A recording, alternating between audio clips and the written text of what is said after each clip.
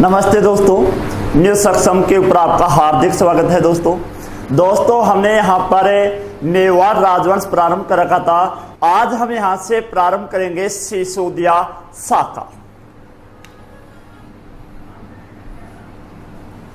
सिसोदिया शाखा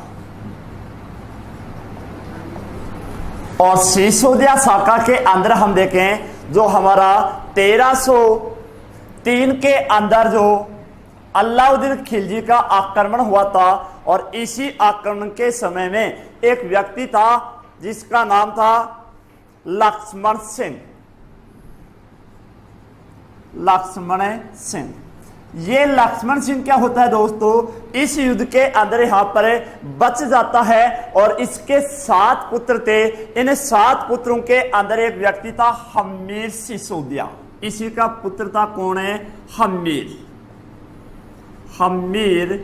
सिसोदिया।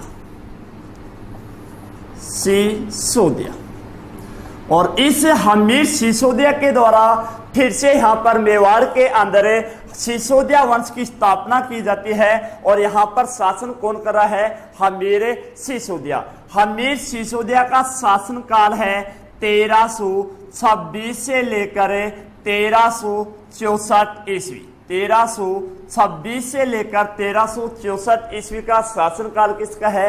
हम्मीर सिसोदिया का है। हम्मीर सिसोदिया कौन है? लक्ष्मण सिंह का ही ये क्या था यहाँ पर पुत्र था। अब देखते हैं दोस्तों यहाँ से हम्मीर सिसोदिया से कई बार क्वेश्चन आते हैं यहाँ पर उपनामों से संबंधित कि हम्मीर सिसोदिया के उपनाम कौन कौन से मिलते हैं। तो उपनामों से संबंधित हम यहाँ पर क्वेश्चन देख रहे हैं दोस्तों कि एक तो हम्मीर सिसोदिया को कर्नल जेम्स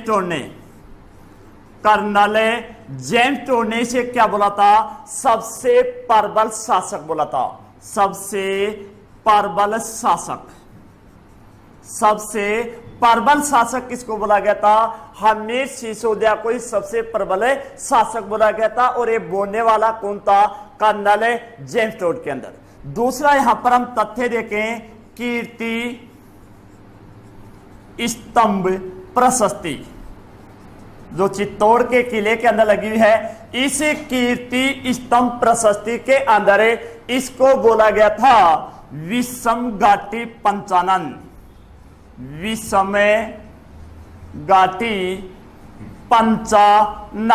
यानी विषम घाटी पंचानन के नाम से कौन सा शासक जाना जाता है? हम्मीर सिसोदिया को विषम घाटी यानी विपरीत परिस्थितियों के अंदर भी ये अपना शेर के समय यहाँ पर कार्य कर लेता था, यानी यहाँ पर घबराता नहीं था। इसीलिए इसको हम क्या बोलते हैं? विषम घाटी पंचानन के नाम से भी से जाना जाता है। और एक किसको बोला गया था? हम्मीर सिसोदिया को जाना गया था। एक हमारा तीसरा मिलता है रसिक प्रिया टीका। इसके अंदर इसे बोला गया था वीर राजा बोला गया था। रसिक प्रिया टीका जो कुंभा की लिखी गई थी, इसके अंदर इसे क्या बोला गया था? वीर राजा बोला गया था। तो सबसे प्रबल शासक के नाम से भी इसे को जाना जाता है, विषम घाटी पंचानन के नाम से किसे जाना जाता है, और वीर राजा भी हम किसको बोलते हैं? हम्मीर सिसोदिया को बोला गया था। तो ये तो इसके उपनाम हुए। कर्नल जेम्स टोड ने ये बोला था। और कीर्ति स्तंभ प्रशस्ति जो चित्तौड़ के किले के अंदर लगी हुई है, इसके अंदर विषम घाटी पंचानन के नाम से इसे जाना जाता है।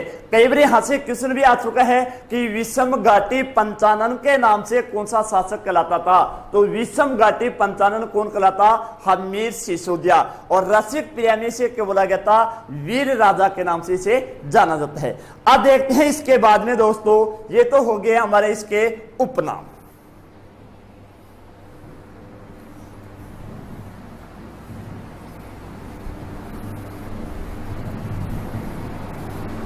एक तो इसने चित्तौड़ के अंदर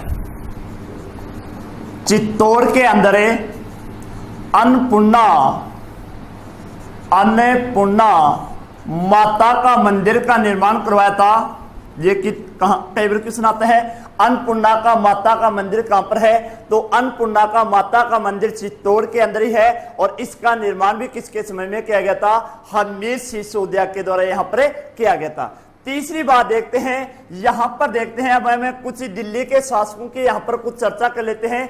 इन दिल्ली के शासकों के साथ में भी हमीर सिसोदिया का यहां पर क्या होता है? एक युद्ध होता है और ये कब होता है इसके बारे में हम चर्चा करते हैं। देख लो, लेकिन हमीर सिसोदिया के समय में, जो हमारा हमीर सिसोदिया था, इसके समय के अंदर क्या होता है? यहां पर खिलजी वंश तो समाप्त हो चुका था। यहां पर आ जाता है कौन सा वंश?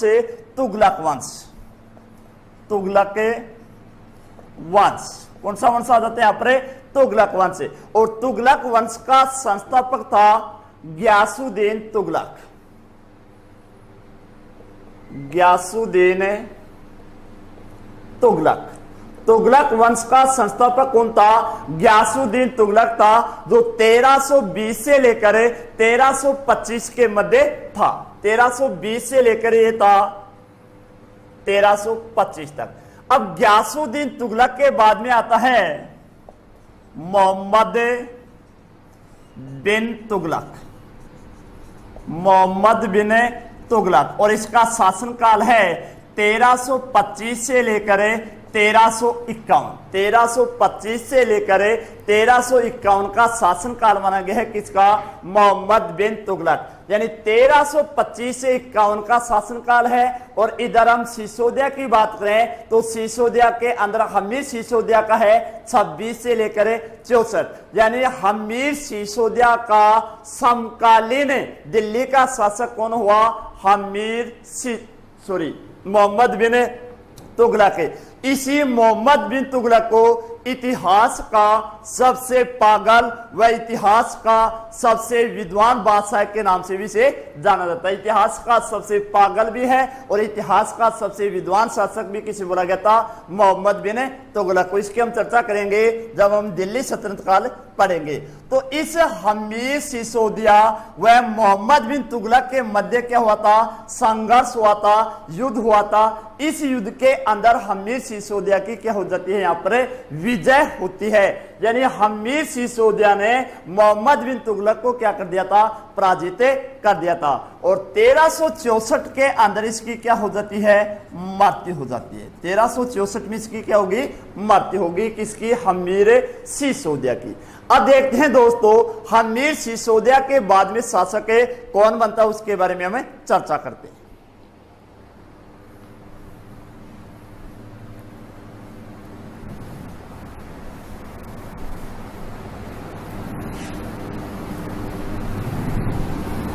इसके बाद में शासक बनता है खेताया क्षेत्र सिंह।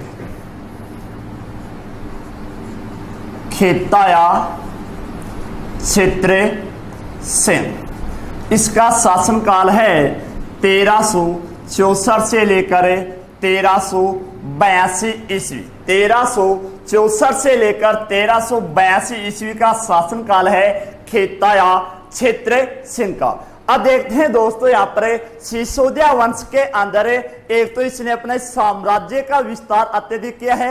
दूसरी बात यहाँ पर देखते हैं, मालवा के शासक को भी ये क्या कर देता है? पराजित कर देता है। इसलिए मेवाड़ और मालवा और मेवाड़ के मध्य संघर्ष प्रारंभ करने वाला भी कौन था? खेताया क्षेत्र सिंह था। पहले तो हम देख लेते हैं कि इसने कौन कौन से क्षेत्र विजित किए थे। इसने कौन कौन से क्षेत्र यहां पर विजित किए थे? तो एक तो इसने मांडलगढ़, एक तो कौन सा क्षेत्र विजित किया था? इसने मांडलगढ़ क्षेत्र को भी इसने विजित किया था। दूसरा यहां पर क्षेत्र था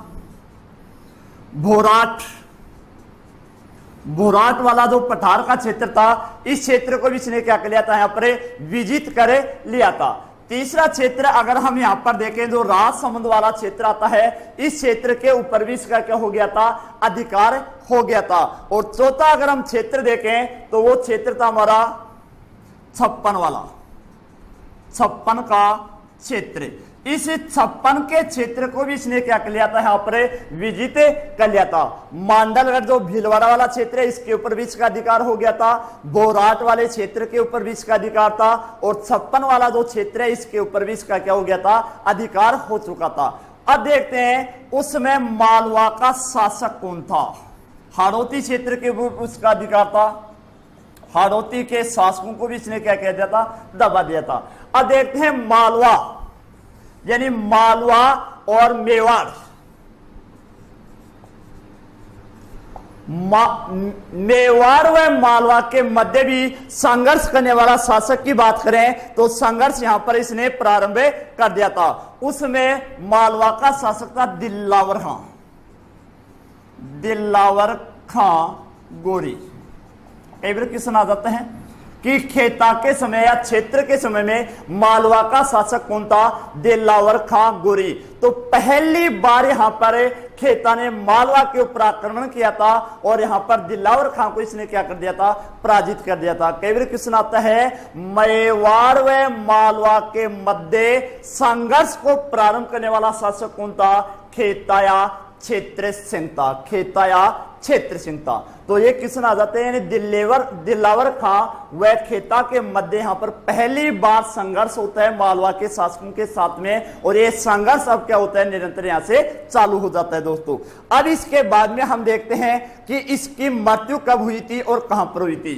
एक बूंदी यानी हाड़ौती के अंदर है बूंदी। हाड़ौती क्षेत्र के अंदर हमारे वर्तमान में 4 जिले आते हैं, कोटा, बूंदी, बारा, झालरापाटन है, झालावाड़, यानी कोटा, बूंदी, बारा और झालावाड़।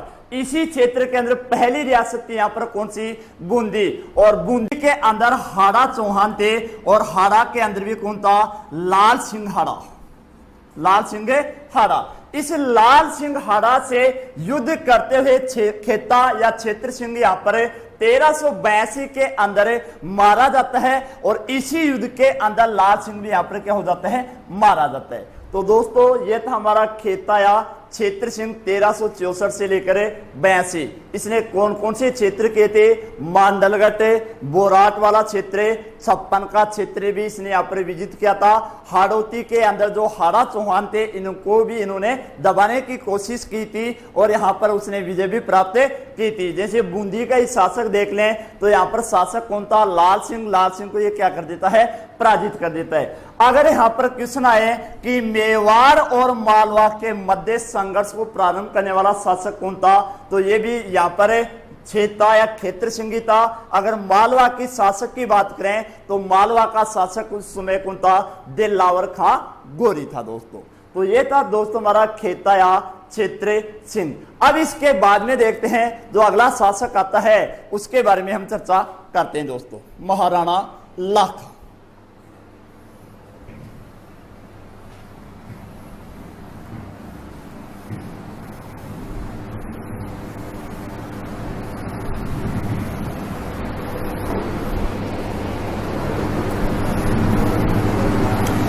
महाराणा लाखा, महाराणा लाखा शासनकाल है 1382 से लेकर 1421 ईस्वी। महाराणा लाखा का समय शासनकाल माना गया है 1382 से लेकर 1421। इसके समय में एक तो जावर उदयपुर के अंदर चांदी की खान निकली थी, चांदी की खान। देखते हैं दोस्तों यहां पर जावर के अंदर क्या होती है, महाराणा लाखा के समय में यहां पर चांदी की खान निकलती है।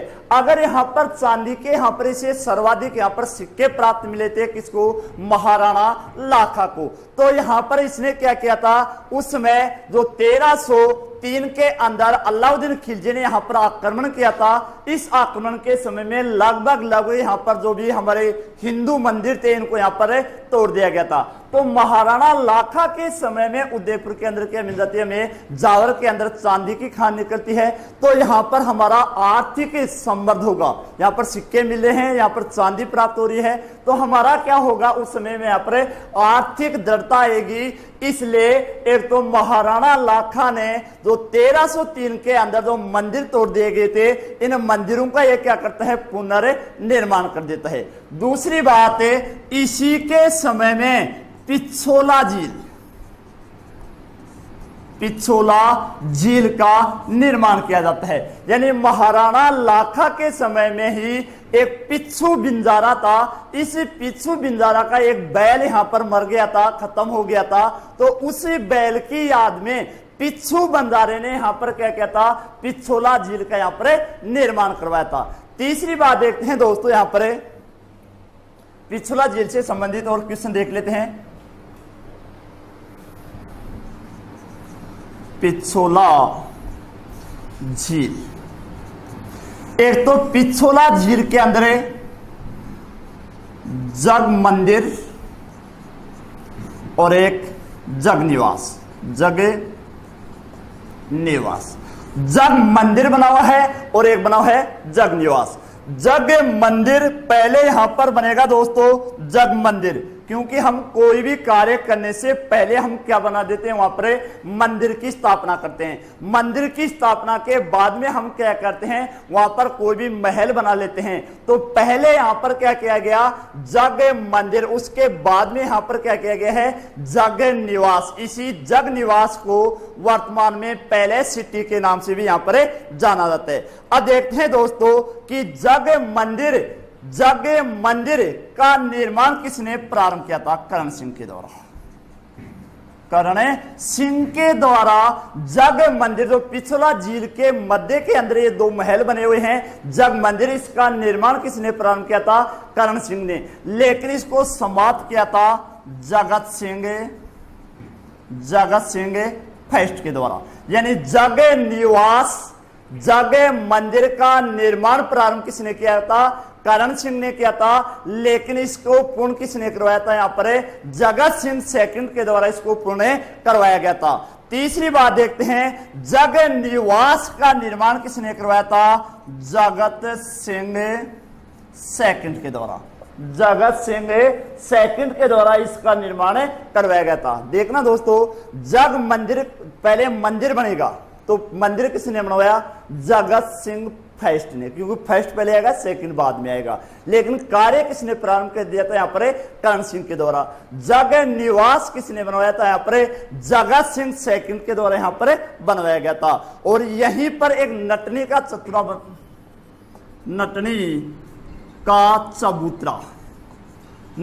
का चबूतरा भी किस झील के पास स्थित है, पिछोला झील के पास में है। और इस पिछोला झील का निर्माण किसके समय में किया गया था, महाराणा लाखा के समय में किया गया था। इसी के समय में यहाँ पर जावर के अंदर चांदी की खान निकलती है। इसी झील के अंदर जग मंदिर और जग निवास है। करण सिंह के द्वारा यह प्रारंभ किया गया था और जगत सिंह फर्स्ट के द्वारा पूर्ण किया गया था, और जग निवास जगत सिंह सेकंड के द्वारा यहाँ पर निर्माण कार्य किया गया था दोस्तों। अब दोस्तों यहां पर क्या होता है, यहां पर राजनीति के अंदर यहां पर परिवर्तन होगा, क्योंकि यहां पर हस्तक्षेप प्रारंभ हो जाता है किसका, मारवाड़ का। मारवाड़ के शासक यहां पर मेवाड़ के अंदर रुचि लेने प्रारंभ कर देते हैं। इसका कारण क्या था, उसके बारे में हम चर्चा करते हैं दोस्तों।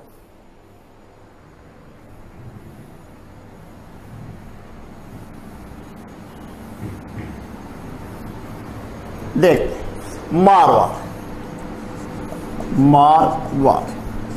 मारवाड़ के अंदर उस समय तो नहीं था रणमल राठौड़, राव चूड़ा का ये पुत्र था रणमल राठौड़। लेकिन उसमें ये शासक अभी तक नहीं बनाए। मारवाड़ का शासक कौन है, रणमल राठौड़। इधर मेवाड़ की बात करें तो मेवाड़ का शासक कौन था उसमें, यहां पर महाराणा लाखा था। महाराणा लाखा का पुत्र था राव चूड़ा। पुत्र का क्या नाम है, राव चूड़ा था। अब देखो, रणमल राठौड़ की एक बहन थी, जिसका नाम था हंसाबाई। इसकी बहन का क्या नाम था, हंसाबाई इसकी बहन का नाम था। अब देखते हैं दोस्तों, हंसाबाई का सगाई का नालेर भेजा गया था लाखा के पुत्र चूड़ा के लिए, लेकिन उस समय देखते हैं दोस्तों यहां पर परिस्थितियां परिवर्तित हो जाती हैं। यानी रणमल राठौर ने अपनी बहन हंसाबाई का नालेर, सगाई का नालेर किसके लिए भेजा था? चूड़ा के लिए भेजा था। लेकिन जैसे नालेर पहुंचता है उस समय मेवाड़ के अंदर चूड़ा नहीं था, उस समय दरबार के अंदर बैठा हुआ कौन था? राणा लाखा था। तो ये लाखा उस समय मजाक कर लेता है कि मेरे इस बुढ़ापे के अंदर ये नालेर कौन लेकर आ रहा है। तो जैसे ये वो नाई आता है यहाँ पर तो एक बातें सुन लेता है और ये वापस चला जाता है कहां पर? रणमल राठौर के पास में, कि उस समय मेवाड़ के अंदर चूड़ा नहीं था, लेकिन राणा लाखा ने यानी ये बात बोली है। तो अब रणमल राठौर क्या करता है? उस नालेर को फिर से मेवाड़ के अंदर भेज देता है, शर्त लगा देता है कि मैं हंसाबाई का विवाह लाखा के साथ में कर दूंगा, लेकिन इसका उत्तराधिकारी जो हंसाबाई से पुत्र उत्पन्न होगा वही आगामी मेवाड़ का क्या होना चाहिए? शासक होना चाहिए, यानी अगला उत्तराधिकारी होना चाहिए। इसलिए वह व्यक्ति वापस इस हंसाबाई का नाले लेकर जाता है और लाखा को यह शर्त बता देता है कि अगर हंसाबाई का विवाह आपके साथ में कर दिया जाएगा, लेकिन हंसाबाई से उत्पन्न पुत्र ही आगामी मेवाड़ का क्या होना चाहिए? शासक होना चाहिए। तो ये बातें स्वीकार कर लेता है कौन है? राणा लाखा। और राणा लाखा का विवाह किसके साथ में हो जाता है? हंसाबाई के साथ में हो जाता है। और इससे जो पुत्र हुआ था जिसका नाम था मोक्कल। क्या नाम था? मोक्कल। राव चूड़ा ने यहां पर क्या किया था? मोक्कल के लिए अपनी गद्दी का त्याग किया था। इसलिए मेवाड़ का राव चूड़ा को मेवाड़ का पितृ मह के नाम से भी किसे जाना जाता है? राव चूड़ा को जाना जाता है। तो ये था हमारा दोस्तों यहाँ पर राणा लाखा। और राणा लाखा की 1421 ईस्वी के अंदर क्या हो जाती है? मृत्यु हो जाती है। ठीक है दोस्तों, इसके बाद में हमें अगला वीडियो लेकर जल्दी आएंगे दोस्त।